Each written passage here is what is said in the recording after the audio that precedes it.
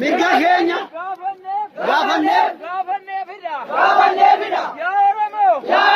yaa Oromoo jijjiirama jecha aangoodhaan nurratti jijjiiramanii Oromoo dararaa Oromoo cunqursaa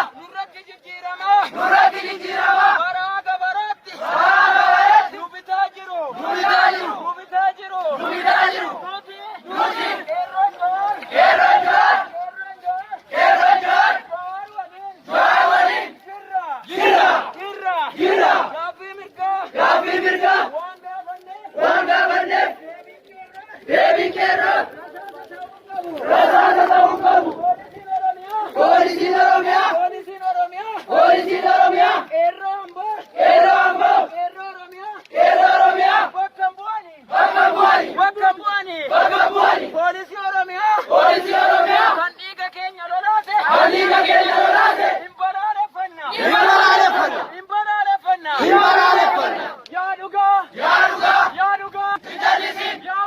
Jawaar nu daramaan mirga keenya malee qeerroo keenya malee daangaa keenya malee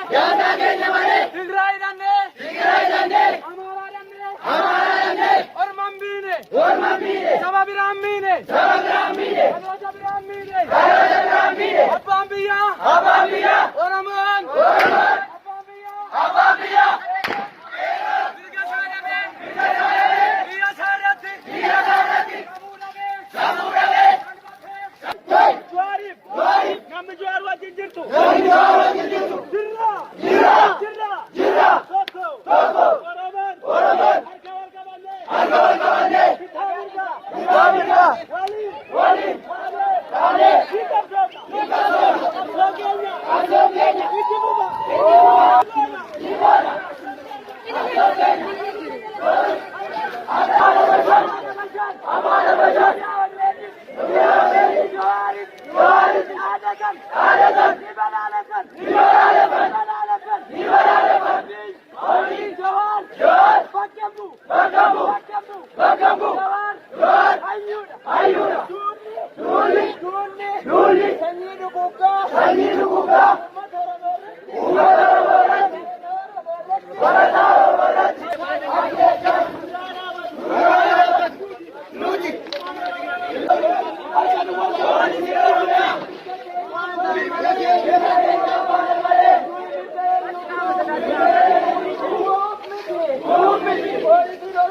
Poolisiin Oromiyaa